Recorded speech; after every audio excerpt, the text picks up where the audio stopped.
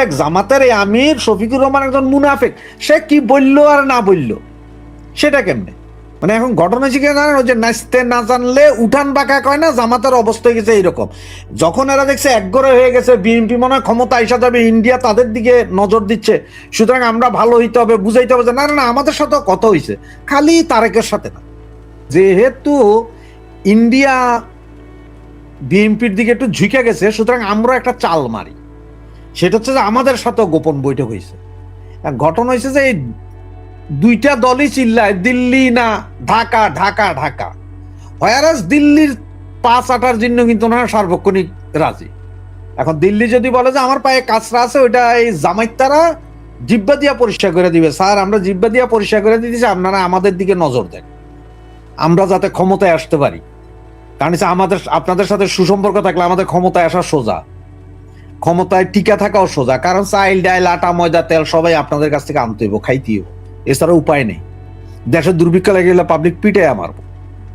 তো এইসব কারণে আমার মনে হচ্ছে জামাত এটা একটা এমন একটা চাল দিলেন, মাস্টার স্ট্রোক খেলতে চাইছেন, কিন্তু খেলতে চাইয়া এখন হাসির পাত্র হয়ে যাচ্ছে।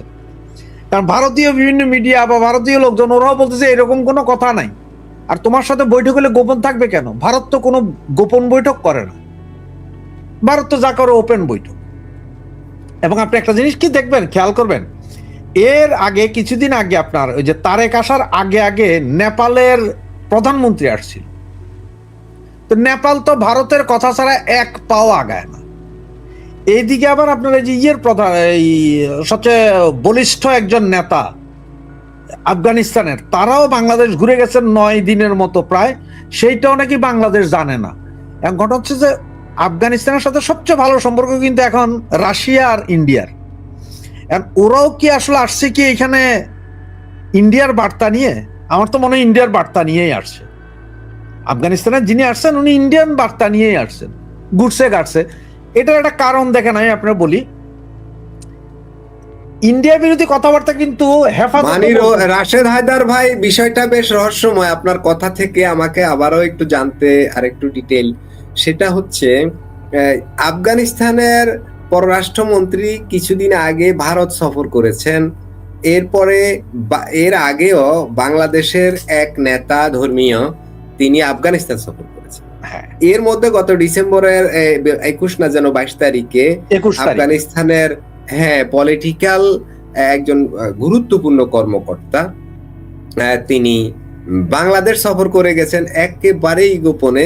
যেটা একেবারে গোপনে না, এটা ওপেনে, এটা আসলে গোপন না, এটা তো ওপেন ছিল। এটা আমাদের মিডিয়াটা ছিল না। কিন্তু আমার প্রশ্নটা হচ্ছে, রাশেদ হায়দার, আমি প্রশ্নটা করি, আমার প্রশ্নটা হচ্ছে, আপনি যে বললেন যে আফগানিস্তানের ওরা এখানে এই ভারতের হয়ে কাজ করছে, অনেকটা এইটাই যে আফগানিস্তান বাংলাদেশে এই মুহূর্তে ভারতের পারপাস সার্ভ করছে, অনেকটা এরকমই নাকি?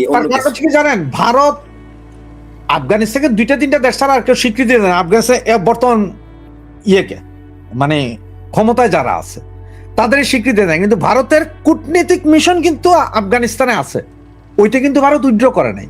রাশিয়ান কূটনীতিক মিশনও আছে ওইখানে, উইথড্র করে নাই।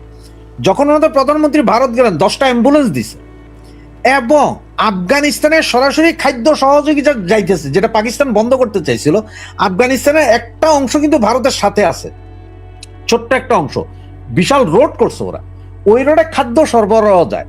কোভিডের সময় আপনার যখন সারা পৃথিবীর কোথাও থেকে কোভিড টিকা ফ্রি দেয় নাই, এই ভারত তখন যেমন বাংলাদেশকে দিছে, বা আপনার 20 লাখ ডোজ সম্ভবত, তার চেয়ে 1000 গুণ বেশি, মানে আফগানিস্তানের প্রতিটা লোক ডোজ পাবে এই হিসাবে ভারত কিন্তু তাদের কোভিড ডোজ পাঠাইছে। যখন আফগানিস্তানের অবস্থা ত্রাহিতে, অক্সিজেন পাঠাইছে, ওদের লোক পাঠাইছে, ভূমিকম্পের সময়ে ভারত সহযোগিতা করছে। আফগানিস্তান সহযোগিতা কিন্তু রয়েছে, যে আফগানিস্তান বুঝে। কারণ আফগানিস্তানের যে নেতা আসছিলেন, আপনি একটা জিনিস একটু খেয়াল করেন তাহলে বুঝবেন, মামুনুর রশিদ আসার পর থেকে, আপনার আফগানিস্তান থেকে আসার পর থেকে দেখেন মামুনুল হক 501, এ আসার পর থেকে কিন্তু ভারত বিরোধী কোনো কথা নাই মামুনুল হকের। হেফাজতের বড় বড় নেতারা কথা বলতেছে, কিন্তু ভারত বিরোধী কথা বলতেছে না। খেয়াল করতেছেন আপনি একটা জিনিস, একটু কথা বলা শুরু করছে। হ্যাঁ, একটু ডট গুলো মিলান, যে সবগুলোতে আছে এরা ভারত বিদ্বেষী কথাবার্তাই চুপ, টোটালি চুপ। এবং বিএনপিও খুব একটা ভারত বিরোধী, দুই একটা না বললে নয়, ওই অবস্থায় বলতেছে বিএনপিও। সুতরাং সবাই ভারতের পা চাটতেছে, খালি দোষ হয়েছে যে কার? ভারতের শব্দ। যেমন যা একটা আছে না আপনার ফাঁটা, কালা পাটা, কি জানি হাসনাত আব্দুল্লাহ, হে আবার আজক ভারতের সেবা দাস, অমুক দাস, তমুক দাস থাকতে দিবে না, তো যাও এখন তারেক জিয়ারে পিডাও। কালকে পরশুদিন যেমন এই শিবিরের কিছু কিছু বলতেছিল যে ভারত যে শোক প্রকাশ করছে এটা রাষ্ট্রীয়ভাবে বাতিল করা উচিত, মানা করা উচিত, যাও যমুনাতে যাই ইউনুসরে পিডাও। এখন এই যে ভারতের পররাষ্ট্রমন্ত্রী আসছিলেন গত পরশুদিন, সবচেয়ে মজার বিষয় কি জানেন? এছাড়া পাকিস্তান বলেন, নেপাল বলেন, যারা আসছে সবাই বাংলাদেশের ঢাকা এয়ারপোর্ট ব্যবহার করছে, কিন্তু ভারতের পররাষ্ট্রমন্ত্রী সরাসরি আমাদের বিমান বাহিনীর এয়ারবেস ব্যবহার করছেন, ওখানে আসছেন। ওখানে এসে নামলে তো আসলে কোনো ইমিগ্রেশন হয় না, ওটা তো ইমিগ্রেশনের জায়গা না, ওখানে ইমিগ্রেশন হয় না। তাহলে প্রথম কথা হচ্ছে ইমিগ্রেশনটা হইল কোথায় বা কিভাবে হইল, এবং উনি ওইখানে নামলেন কেন? উনি তো সরাসরি ঢাকা এয়ারপোর্টে নামতে পারতেন না, সেটাতে নামেন না, এখানে নামছেন। নাইমে উনি সবার সাথে দেখা করছেন মানে তারেকের সাথে সরাসরি দেখা করছেন। এরপরে আমাদের দুই উপদেষ্টা, আপনার এই কি বলে জাতীয় নিরাপত্তা উপদেষ্টা আর আসিফ নজরুল দেখা করলেন। ডাক্তার ইউনূস নাকি বলছিল দেখা করার জন্য, কিন্তু উনি রাজি হন নাই, উনি চলে গেছেন ওখান থেকে। ভারত কি সিগন্যাল দিতেছে আসলে? এইটাই হয়ে গেছে পেটের বিষ জামাতের। জামাত চিন্তা করলে যে হায় রে, আমরা যদি না করি তাহলে তো আবার অবস্থা খারাপ। সব ভোটের হিসাব কিতাব, একদিকে ভারতের জুজু দেখাইতে হবে যে ভারত আমাদের বিদ্বেষী এসে, আরেকদিকে আবার তলে তলে দেয় বলতে হবে না ভারতের লগে আছি আমরা, কারণ হচ্ছে ভোটের 1 কোটি হিন্দু ভোটার আছে, এই ভোটগুলোর দরকার। ভারতের সাথে আমাদের সুসম্পর্ক, ভারতের সাথে আমরা ভালো, আপনারা হিন্দুরা ভালো থাকবেন, আমরা রোজা এবং পূজা একসাথে করব, প্রয়োজনে রোজার ইফতার পূজাই করব, পূজার ইফতার রোজাই করব, এগুলা বইলা টেলা এই জন্য। কিন্তু ভারতের কোনো একটা লোক, অফিসিয়াল কোন একটা লোক বলে নাই এখন পর্যন্ত যে করছে কে ভারত জামাতের সাথে কোনো বৈঠক করছে, গোপন বৈঠক। আর সবচেয়ে বড় কথা হচ্ছে গোপন বৈঠক কি করবে? কোনো গোপন বৈঠক করার কিছু নেই জামাতের সাথে। তা ভারত জানে যে জামাত একটা টেরোরিস্ট সংগঠন, ওদের সাথে আবার গোপন বৈঠক কিভাবে? এখন জামাত আরেকটা কাজ একটা করতে পারে, সেটা হচ্ছে যে তারা ভারত বিদ্বেষিতা হয়ে একটা কাজ করতে পারে। সেটা কি জানেন? যে জামাতে ইসলামী বাংলাদেশ, যেমন জামাতে ইসলামী হিন্দ আছে ইন্ডিয়াতে, যে আমরা জামাতে ইসলামী হিন্দের সাথে আমাদের কোনো সম্পর্ক নেই। রাশেদ হায়দার ভাই, এইখানে একটা প্রশ্ন থাকে, সেটা হচ্ছে জামাত যে বলছে ভারতের কোন রাষ্ট্রীয় প্রতিনিধির সাথে তাদের বৈঠক হয়েছে, জামাত আমির যেহেতু বলছে বিষয়টাকে অবশ্যই গুরুত্বের সাথে আলোচনা করতে হয়, কিন্তু ভারত এখনো এই বিষয়ে কোনো কথা বলেনি, অর্থাৎ বৈঠক হয়েছে অথবা হয়নি। তো আপনাকে আমি বারবার কি বলতে, যে ভারতের কোনো একটা লোক, কোনো অফিসিয়াল লোকই বলে নাই যে তার সাথে বৈঠক হয়েছে। আমি বলতে জামাতের দুইটা কাজ, জামাত একটা বলতে পারে যে আমরা জামাত ইসলামী বাংলাদেশ এইটাই এক, জামাত ইসলামী পাকিস্তান আমাদের কোনো সম্পর্ক নাই, জামাত ইসলামী হিন্দ ইন্ডিয়া আমাদের কোনো সম্পর্ক নাই, আমরা প্যারালাল জামাত, আর তা নাহলে সবগুলোই সন্ত্রাসী। আর ভারতীয় অফিসিয়াল কেন বলবে যে আমরা জামাতের সাথে বৈঠক করেছি? আপনার আমির সাহেব বলছেন, আমির সাহেব কি একদম পীর সাহেব হয়ে গেছেন নাকি? নাকি উনি নবী হয়ে গেছেন কোনো আপনাদের কাছে, যে উনি বললেই আমি বিশ্বাস করতে হবে? উনি তো বহুত কথা। আমি বলছি ভারত কিন্তু প্রত্যাখ্যান করেনি ওনার বক্তব্য। ভাই পাগলে পাগলামি করলে ভারত প্রত্যাখ্যান করতে যাবে কেন? প্রত্যাখ্যান করলেই তো তখন আবার আপনারা বলেন যে এই দেখো এবার ভারত মিছা কথা কইতেছে। সুতরাং ভারত কথা তুমি যা কইবা কো, আমি কিছুই কমু, আমার খেলা আমি দেখাম। ভারত প্রত্যাখ্যান করলেই তো আপনারা বললেন যে হ্যাঁ ভারত প্রত্যাখ্যান করছে, মানে এখানে কিছু একটা আছে, এটা র এজেন্ডা, এটি তো কইবে।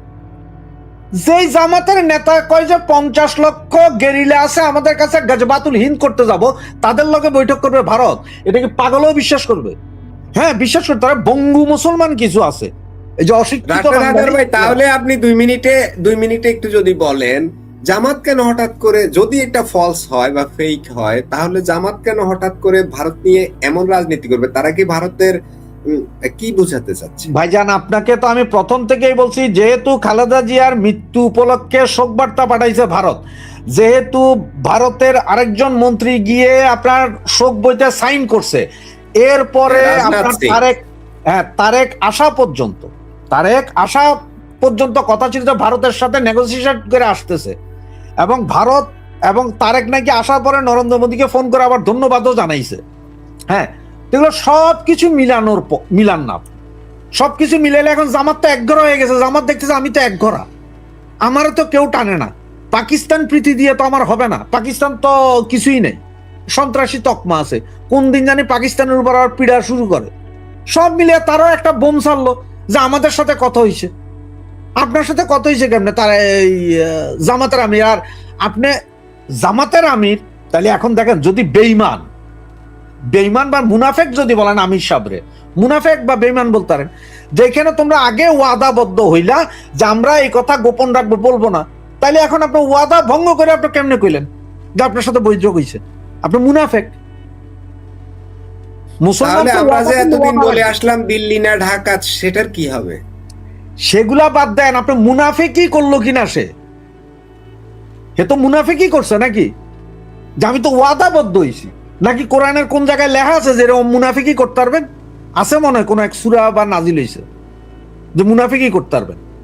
এখন দিল্লি না ঢাকা, নির্বাচনের ক্ষেত্রে যে দিল্লি আর ঢাকা থাকে না, তখন দিল্লির পা চাটে। কোন দিন হয়তো শুনবেন যে জামাতের আমির যায় নরেন্দ্র মোদীর পাটা জিব্বা দিয়া চাইতে আইছে, খালাইয়া গেছে গা জিব্বা মিব্বা, দেখবেন। তো আপনার জামাতের আমির বলছেন, এই জন্য বিশ্বাস করতে হবে। তো জামাতের আমির বলছেন, বলবেন কালকে যে 71 সালে বলছে তো অলরেডি যে আমরা কিছু করি নাই, পাকিস্তান বাংলাদেশে যুদ্ধ করে না, এমনি দিয়া গেছে বাংলাদেশ সাইরা। এরকম হইতে পারে না? তখন তো আপনার জামাতের আমিরের সে কথা বিশ্বাস করতে হবে, এছাড়া তো কোনো উপায় নেই আপনাদের, দেখতেছি। তো একজন মুনাফেক, জামাতের এই আমির শফিকুর রহমান একজন মুনাফেক, সে কি বললো আর না বললো সেটা কেমনে? মানে এখন ঘটনা শিখে জানেন, ওই যে নাচতে না জানলে উঠান বাঁকা কয় না, জামাতের অবস্থা হয়ে গেছে এইরকম। যখন এরা দেখছে একগরে হয়ে গেছে, বিএনপি মনে হয় ক্ষমতা আইসা যাবে, ইন্ডিয়া তাদের দিকে নজর দিচ্ছে, সুতরাং আমরা ভালো হইতে হবে, বুঝাইতে হবে যে না না আমাদের সাথে কথা হয়েছে, খালি তারেকের সাথে না। ও হচ্ছে যে জন্মগত মৃত্যুকেরা। মানে তারেককে গুরুত্ব না, আমাদেরকেও গুরুত্ব দিয়েছে, আমাদের সাথে বৈঠক করেছে, ইন্টারন্যাশনালি আমাদেরও গুরুত্ব দিয়েছে। মানে রাশেদ হায়দার ভাই, ওরা কি গর্ববোধ করতেছে এতে? ভাই তাহলে ওই যে আমাদের এক ভাই কমেন্ট করলো, এই কমেন্টটা একটু দেখাই। উনি বললো সেই নখ খসাইলো, মাঝখানে পাবলিক হাসাইলো। হ্যাঁ, ঘটনা হচ্ছে কি, ভারত পৃথিবীর তৃতীয় বৃহৎ economy Shakti, third in command, তৃতীয় শক্তিধর ব্যক্তি একটা দেশের। তার সাথে কিন্তু আবার পররাষ্ট্রমন্ত্রীর দেখা হয়েছে, ওনারা হাস্যোজ্জ্বল ভাবে হ্যান্ডশেকও করেছেন, এই ছবিও ভাইরাল। তাহলে পাকিস্তানের দিকে কি ইঙ্গিত দিল? গত 2-3 বছরের ভিতরে কেউ কারোর সাথে কথাও বলা নাই পাকিস্তানের। পারলে তো বোম এ ওরে মারে, ও এরে মারে, এরপরে স্পিকার সাথে এটা তো একেবারে মুখামুখি হয়ে গেছে। সেটা হচ্ছে এটা নৈতিক শিষ্টাচারের পর্যায়ের কিছু একটা। সেইটাই বলছি যে নৈতিক শিষ্টাচার যদি বলেন তাহলে খুব হাস্যোজ্জ্বল ছবি দিল, তাহলে পাকিস্তান কি কোনো বন্ধুত্বের বার্তা দিছে? না, এটা হচ্ছে সামনাসামনি পড়ে গেছে, হাত মিলাইছে, একটা ভালো ব্যবহার দেখাইছে, যার যার কূটনীতি তার। আর ইউনূস সরকারের বিরুদ্ধে তো ইউনূস সরকারকে তো ভারত বেশ কয়েকবার ইয়ে করছে, উচ্চবাচ্য হয়েছে দুই সরকারের ভেতরে। এবং ইউনূস যে কথা বলে আসছে যে 7 সিস্টার খাইয়া দিব, চায়না যায় বলছে যে 7 সিস্টারের সাথে ব্যবসা আমাদের সাথে করতে হবে, আমাদের না জানে 7 সিস্টার কিছুই করতে পারবে না, এইসব কথা বলার পরেও কি কেউ আপনার যায় সাক্ষাৎ করবেন? এই ধরনের তো হওয়ার কথা না। ওই সাক্ষাৎ করবেন যেখানে আপনার ইউনূস সাহেব এর আগে নাকি অনেকবার চেষ্টা করছে ভারতের প্রধানমন্ত্রী নরেন্দ্র মোদীর সাথে কথা বলতে, তাও বলেন নাই, ফোনই ধরে নাই। অবশ্য নরেন্দ্র মোদী ডোনাল্ড ট্রাম্পেরই ফোন না ধরে নাই, আর তুই ইউনূস না। নরেন্দ্র মোদীর সাথে ডক্টর ইউনূসের থাইল্যান্ডে সাইড লাইনে একটা বৈঠক হয়েছিল। হ্যাঁ, অনেক কষ্টে একটা বৈঠক করছেন, সেইখানে উনি সেই একই কথা বিমস্টেক সম্মেলনের সময় সাইড লাইনে অনেক অনুরোধ, সাইড লাইনে যে কথা হয়েছে সেই কথাতে আবার উনি বানায়া বলছেন যে আমি বলেছি শেখ হাসিনাকে সামাল দেন। ভারত বলছে যে এই ধরনের কোনো কথা হয় না। তো একদম বেয়াদব লোকের সাথে কি কথা বলবে? এ তো বেয়াদব, এর সাথে কি কথা বলবে? সুতরাং এর কোনো ইঙ্গিতের কিছু নেই। ভারত এখনো পরিষ্কার বলতেছে যে আমরা একটা ইনক্লুসিভ ইলেকশন চাই, তার মানে কালকে যদি এই ইলেকশন হয়েও যায়, ভারত এই ইলেকশনকে স্বীকৃতি দিবে না, কেউ পৃথিবীর কোন দেশই স্বীকৃতি দিবে, কারণ এটা ইনক্লুসিভ ইলেকশন হয় নাই। এখন এই যে আওয়ামী লীগ নেতা, অনেক আওয়ামী লীগ নেতা আছে, এরাও জবাব দিতে পারে না, বা আওয়ামী লীগ যেসব ছেলে পেলেগুলো করে, আওয়ামী লীগ ছাত্রলীগ, এগুলোও কেউ জবাব দিতে পারে না। যখন বলা হয় যে তোমাদের 3টে ইলেকশন অবৈধ ছিল, তোমরা যদি একক ইলেকশন করতে পারো তাহলে আমরা করতেছি, সেটা কেন হবে না? এটা এরা এখন পর্যন্ত এই জবাবটাই দিতে পারে না যে বাইরে আমরা তো কাউরে ব্যান করে করিনি, আমরা তো কোনো দলকে ব্যান করে ইলেকশন করিনি, এবং বাংলাদেশে আজ পর্যন্ত কোনো দলকে ব্যান করে ইলেকশন হয়নি। এই যে শেখ হাসিনা 3বার ইলেকশন করলো, কোনো দল কি ব্যান ছিল? ওরা আসে নাই, বয়কট করছে, আসে নাই। আওয়ামী লীগ কে এবার ব্যান করে ইলেকশন করতে, এই জবাব কিন্তু কোনো আওয়ামী লীগ নেতা দিতে পারে না, ওরা বলতেই পারে না। এদের এই বুদ্ধিটুকুই ধরে না যে আমরা এই জবাবটা এইভাবে দেই। ঘটনা হচ্ছে যে এটা হচ্ছে হেডাম দেখানো ভাই, রাষ্ট্রীয় সফর না বা তোমার রাজনৈতিক সফর না।